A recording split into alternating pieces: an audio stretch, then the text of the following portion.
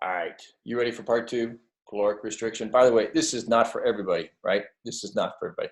This is only for people that want to live healthy and live really long, right? If you're not interested in being lean and you're not interested in not being a diabetic, then this isn't for you, right? So don't feel compelled. But for those of you that are game on, show me how, I want to do this, clawing at the truth, this is how we do this thing, all right? So first of all, caloric restriction. Can we reduce the number of calories we eat? We know the culture we live in. You know, more is better, big, big, big. But if we look at these two plates, just the idea of cutting back on the number of calories. How many times have you gotten up from a meal and said, oh my God, I'm stuffed. I ate too much. Catching yourself when you feel pleasantly content, full, not overly full. I've had enough to eat. Push away, stop. You don't need to finish your plate. You know, the clean plate club that we all grew up in as kids. We can simply eat less. Many cultures do. In fact, if you look at what's called blue zones are areas of the world where people more typically live to be 100 years of age. And in those blue zones, guess what they find? Those people tend to eat fewer calories. Okinawans are known to 20% of the population can live to be 100 years of age, right? That's a lot.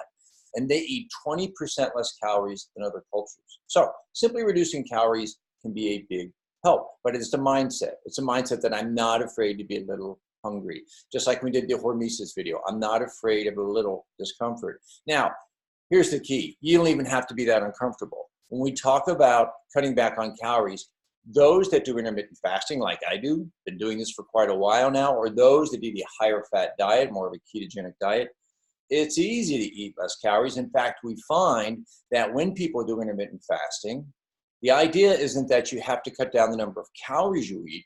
If you took all the food you eat, like in the past week, and just condensed your eating time, I'm only going to eat from 10 a.m. to 6 p.m. or something like that.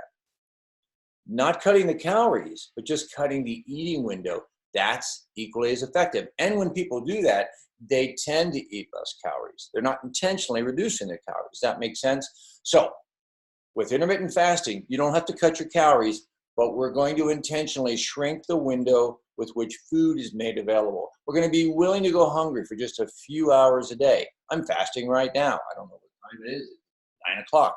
But I haven't eaten since about 8 o'clock last night. I probably won't eat until about 10. So that's about 14 hours.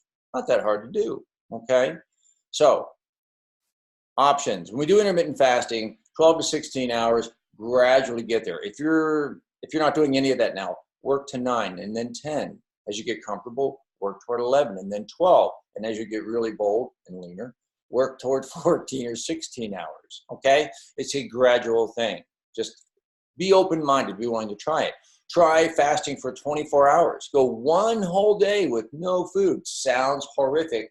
Sounded horrific to me. But when I did it the first time, it was after months of doing intermittent fasting, and I found it rather simple, and I found it kind of enjoyable, and I felt very light, and I really liked the control that I experienced. So try fasting just 24 hours, one day a week. Or do a fasting mimicking diet where for 5 days out of a month, you really reduce your calories. We can talk about the fasting mimicking diet. It's more involved later. But there are many, many different ways of fasting. There isn't only one solution.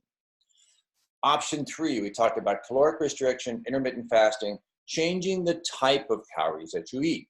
Many, many people can lose weight. In fact, in our office, we have never, ever, ever put anybody on caloric restriction. And yet everybody loses weight. How is that possible?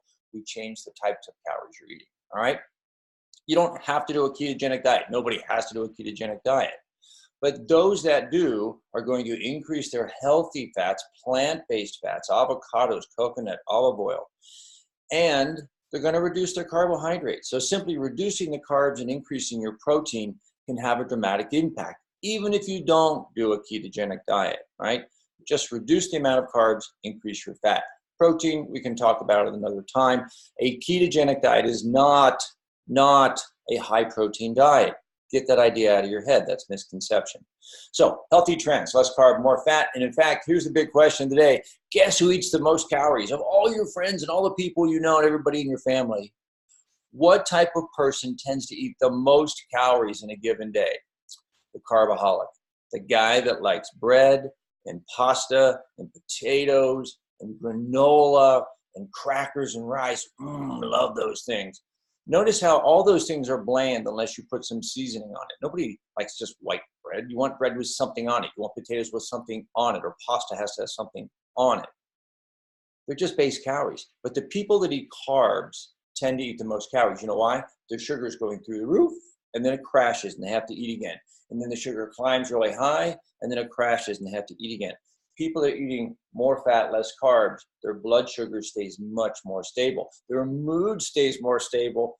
Everything about them is more on a level even keel. All right. So we want to just avoid the carbs. If we do that, we're going to do great.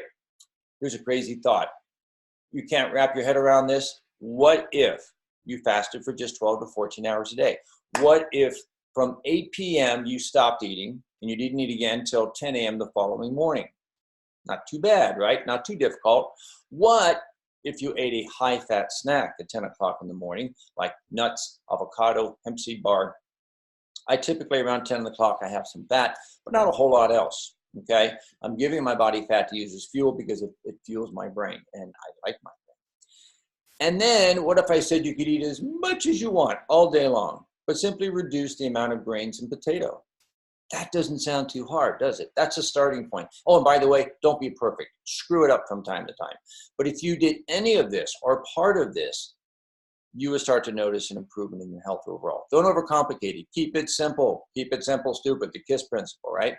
I like that idea. So as we move forward, again, the whole idea of this is I want to be this guy. I want to be this couple. I want to be out with my wife running and biking and doing stuff in my older age. I don't want to be just sitting in a nursing home. I don't want to be decrepit and old and cranky. I want to be vibrant and alive. And the whole idea of longevity is that, being vibrant and being very alive by making a few simple, easy alterations to my lifestyle now. All right? Cool. Game on, man. Give these things a try. And please send me any questions you have on this. This is fun stuff. I hope you engage it. Take care. If you're not a patient of mine, give us a call. If you are a patient of mine, follow us on our website and our Instagram. We have a brand new website. It's really cool. All right, guys. Have a great day. I will talk to you later.